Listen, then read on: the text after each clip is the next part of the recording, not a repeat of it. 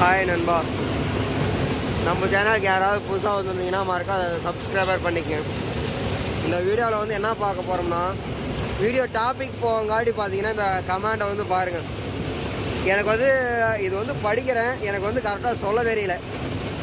அதாவது இது என்னான்னு சொல்லி இந்த வீடியோவை இப்போ ஆரம்பிக்கிறது அப்படின்னு சொல்லி தெரியல. ஆனால் இவர் அண்ணன் வந்து கேட்டிருந்ததில் எனக்கு என்ன வந்து நல்லா புரிஞ்சுதுன்னு கேட்டிங்கன்னா, வழக்கமாக இருந்தாலும் அடர்த்தியாக இருந்தாலும் உங்களுக்கு வந்து ஒரே டைம் தானே அப்படின்னு சொல்லி கேட்குறீங்க. அப்படி கிடையாது நண்பா. அதாவது இந்த தொழிலை பொறுத்த வரைக்கும் பார்த்தீங்கன்னா வண்டிக்கு தகுந்த மாதிரி தான். ஏன் அப்படி சொல்கிறேன்னு கேட்டிங்கன்னா, அந்த வண்டி இப்போ நாம் வந்து ஒரு சாப்பாடில் வந்து இவ்வளோ தான் அள்ளி சாப்பிட முடியும், புரியுதுங்களா? அந்த மாதிரி தான் நண்பா, நம்ம இவ்வளோ தான் சாப்பிட முடியும். அதுக்கு மேலே வந்து பார்த்தீங்கன்னா சாப்பிட முடியாது. ஒரு குறிப்பிட்ட அளவுக்கு மேலே எவனா தான் ஒரு 2 கை 3 கை அள்ளி வாயில் வச்சு கொடுத்தோம்னாலும் ஒரு வாய் தான் உள்ளே போகும். அந்த மாதிரி தான் வண்டி நண்பா. என்ன தான் மிஷினாக இருந்தாலும் ஒரு குறிப்பிட்ட அளவு தான் வச்சுக்கோங்களேன், வேறு ஒன்றுமே இல்லை. இப்போ வந்து பார்த்தீங்கன்னா 5405 வந்து பார்த்தீங்கன்னா பச்சை தட்டாக இருந்தாலும் சரி, காஞ்ச தட்டாக இருந்தாலும் சரி, கட்டர் பார் ஃபுல்லாகவே பிடிக்கலாம்.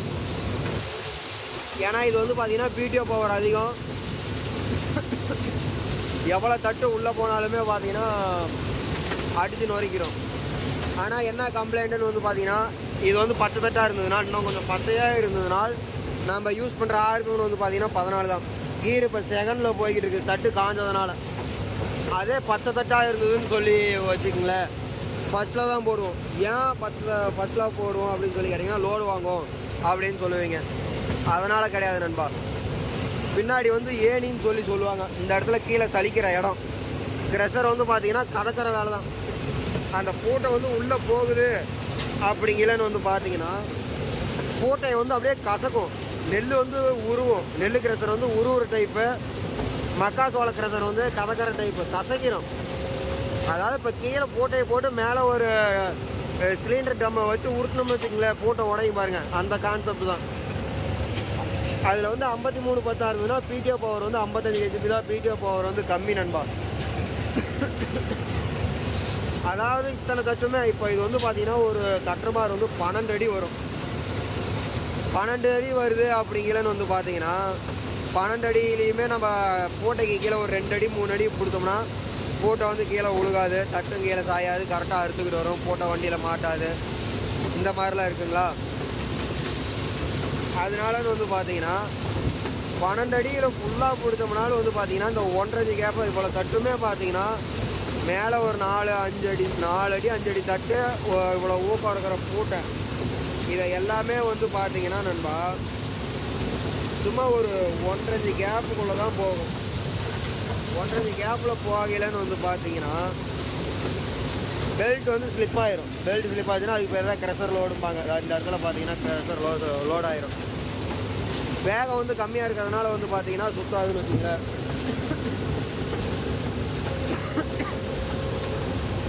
அதனாலன்னு வந்து பார்த்தீங்கன்னா 5310 வச்சுருக்கிறீங்க, அதாவது மேக்ஸிமம் பிளாக் இன்ஜின் வச்சுருக்கீங்க வந்து பாருங்கள் எந்த மாதிரி கண்டிஷனில் பிடிப்பாங்கன்னா, பச்சை தட்டாக இருந்தாலும் ஓட்டிடுவாங்க, காஞ்ச தட்டாக இருந்தாலும் ஓட்டிடுவாங்க. லோ ஃபஸ்ட்டில் போட்டுக்குவாங்க. லோ ஃபஸ்ட்டில் போட்டுக்கிட்டு இங்கே பாருங்க, இவ்வளோதான். எங்கள் ஊர் சைடெலாம் வந்து பார்த்தீங்கன்னா இப்படி தான் ஓட்டுவாங்க. இந்த அளவுக்கு வெளியே தள்ளி பிடிச்சிருவாங்க. இந்த பாதியே இந்த அரை ரீலரே தள்ளி பிடிச்சிருவாங்க. வண்டி இப்போ பார்த்தீங்கன்னா செகண்டில் போகுது, 1.9 கிலோமீட்டர் ஸ்பீடில் போகுது. இப்போ பாருங்கள் 1.3 1.2 இந்த ரேஞ்சுக்குள்ளே தான் போகும். 15 வச்சா இன்னும் கொஞ்சம் சேர்த்து போகும். இவ்வளவு தான் நண்பா போகும். ஆனால் நம்ம அப்படி கிடையாது. 5405 வண்டிக்கு தகுந்த மாதிரி தான் அவங்களும் ஓட்டுவாங்க நண்பா. இது எவ்வளவு பார்த்தீங்கன்னாலும் ஊட்டம்னாலும் அது பாட்டுக்கு போய்கிட்டே இருக்கும். இப்போ நம்ம யூஸ் பண்ணுறதுன்னு பார்த்தீங்கன்னா செகண்ட் கியர், ஸ்பீடுன்னு பார்த்தீங்கன்னா 1.9, அதாவது 1 கிலோமீட்டர் ஸ்பீடில் போய்கிட்டு இருக்குன்னு அர்த்தம். அப்படி போயிட்டுருக்கும். டயரும் பாருங்கள், மூவிங் பாருங்கள், டக்கு டக்கு டக்கு டக்குன்னு டக்கு டக்குன்னு போய்கிட்டே இருக்கிற மாதிரி தெரியும்னு வச்சுங்களேன். இப்போ இது என்ன கான்செப்ட்னு சொல்லி கேட்டிங்கன்னா, வேகத்துக்கும் பச்சைக்கும் காஞ்சதுக்கும் கேப் இருக்கிறதுக்கும் கேப் இல்லாததுக்கும் தட்டு வந்து ஒரே ஏரியா கசகசன்னு இருந்ததுன்னா முதல் காரணம் பூட்டை வராது நண்பா. அப்படியே பூட்டை வந்தாலும் வண்டியில் அடிக்கலைன்னு வந்து பார்த்தீங்கன்னா இந்த 12 அடி கட்டர் பாருக்குள்ளே அறுக்கிறதும் வெறும் 4 அடிக்குள்ளே தான் சலிக்கும். புரியுதுங்களா? உங்களுக்கு ஒரே ஒரு நிமிஷம் காட்டுறேன், உங்களுக்கு புரிகிற மாதிரி காட்டுறேன் இருங்க. உங்களுக்காக வண்டியை நிப்பாட்டிட்டுலாம் போய் காட்டுறேன். அப்படியே ஒரு லைக் போட்டுவிட்டு முடிஞ்சால் ஒரு ஷேர் பண்ணிவிடுங்க நண்பா. இந்த கேப்புக்குள்ளே தான் சலிக்கும். எப்படா சலிக்கும்னு சொல்லி கேட்டிங்கன்னா இங்கே பாருங்கள், குப்பையாக வேறு வரும். ஒரு நிமிஷம் இருங்க, டைம் ஆனாலும் ஆகிட்டு போகுது. காட்டுக்காரங்கிட்ட நான் சொல்லி டைம் குறைச்சிக்கிறேன்.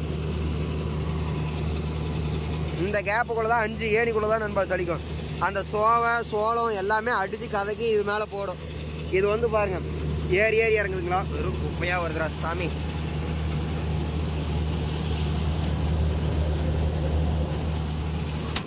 அந்த ஏறி வர்றது பார்த்தீங்கன்னா அந்த ஏணியில், அது பேர் ஏணின்னு சொல்லி சொல்லுவாங்க நண்பா. ஏணியில் வந்து ஓட்டை இருக்கும். சக்கையில் வர சோளமெல்லாம் பாதியிலே சளிஞ்சிடும். பாதியிலேருந்து மேலே வரதெல்லாம் அப்படியே மேலே இதுக்கு வர மாதிரி அந்த ஏணி மேலே வந்து சளிஞ்சு விழுந்துரும்னு வச்சுங்களேன். அந்த கேப்பில் வந்து பார்த்தீங்கன்னா சலிக்க முடியாது. பச்சை தட்டாக இருந்ததுன்னா சோவை கிளியாது, தூள் உழுகாது. அப்படியே குட்டானமாக குப்புன்னு அரியாக போய் விழுவுறதுனால வந்து பார்த்தீங்கன்னா அப்படியே சோளம் வந்து வெளியே போயிடும். அதனால வந்து பார்த்தீங்கன்னா நானே பார்த்தீங்கன்னா ஃபஸ்ட்டில் தான் ஓட்டுவேன், டைம் அதிகமாகும்.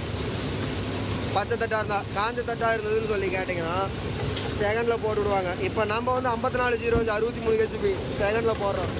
பிளாக் இன்ஜின் வந்து பார்த்தீங்கன்னா அப்போ நினச்சி பாருங்கள், 63 HP பிடிஓ பவரே அதிகம், கிரஷரே அடிச்சு நொறுக்கிறது. அப்பயும் நம்ம சோளம் கழிக்கிறதுக்கு ஃபஸ்ட்டில் போடுறோம்னா அப்போ அவங்க நினச்சி பாருங்கள்.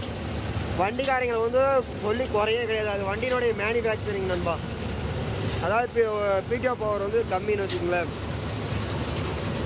கிரஷர் லோட் ஆகும். அதையும் மீறி ஓடுச்சுன்னா நிறையா பேர் வந்து பார்த்திங்கன்னா கிரஷர் புள்ளியை வந்து சேஞ்ச் பண்ணுவாங்க, வேகமாக போகிற மாதிரி போட்டு ஓட்டுவாங்க.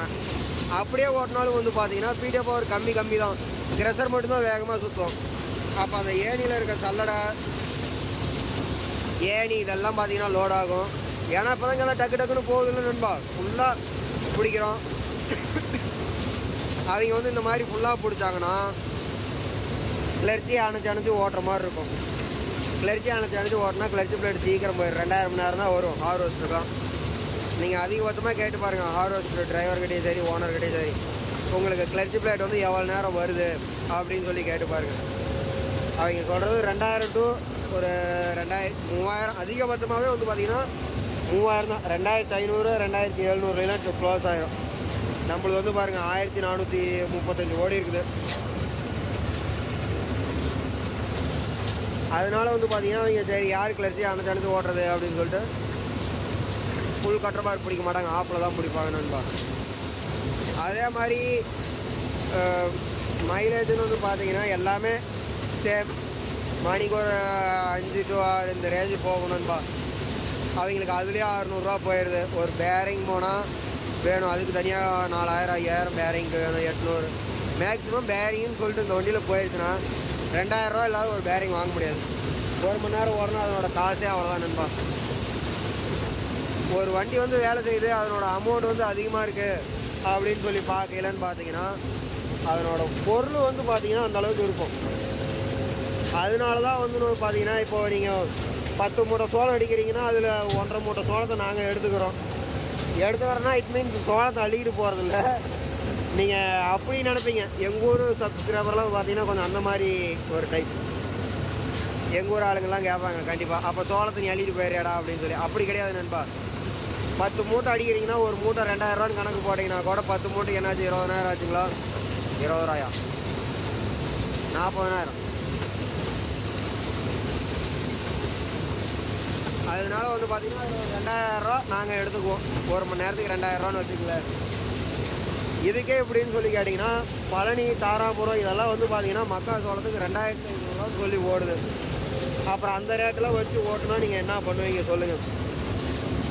ஏன் அந்த ரேட்டுக்கு ஓடுதுன்னு சொல்லி கேட்டிங்கன்னா இருக்கிறதுலையே மோசமான லோடு மக்காச்சோளம் தான் நண்பா. சீக்கிரம் வந்து பார்த்தீங்கன்னா பாக்ஸ் எல்லாமே பழசாயிரும். பழசுனா இட் மீன்ஸ் அடி வாங்க ஆரம்பிச்சிடும். ஒரு 4 வருஷம் ஓடுறது 2.5 வருஷம் 3 வருஷத்துக்குள்ளேயே க்ளோஸ் ஆகிரும்னு வச்சுக்கல. அதனால தான் மக்காசோளத்துக்கு அந்த ரேட்டு. நம்ம ஊரில் தான் வந்து பார்த்தீங்கன்னா லோக்கல்லே ஓட்டுறதுனால போட்டி போட்டுக்கிட்டு வண்டிக்காரங்க ரேட்டு குறைச்சிட்டு ஓட்டுறாங்க. ஆனால் சீரியஸாக 2 ரூபாய்க்கு கீழே ஓட்டுற மக்காசோளம்லாம் வேஸ்ட்டுன்னு தான் நான் சொல்லுவேன். என் பொறுத்தவரைக்கும் கச்சேரிக்கு போகிறாங்கிற மாதிரி தான் அவங்க ஓட்டி வச்சுக்குவாங்க நண்பா. ஓகே, வீடியோ வந்து புரிஞ்சுதா புரியல, வீடியோ எப்படி இருந்தது அப்படின்னு சொல்லிட்டு ஒரு கமெண்ட் பண்ணிட்டு போங்க. நான் சரியாக சொன்னதுனால தப்பாக சொன்னேன், வீடியோ ஏதாவது தப்பு இருந்ததுனால தப்பு இதுதான், இதை வந்து மாற்றிக்கிங்க அப்படின்னு சொல்லிட்டு கமெண்ட் பண்ணிட்டு போங்க. அடுத்த வீடியோவில் சந்திக்கலாம். ஓகே, பாய்.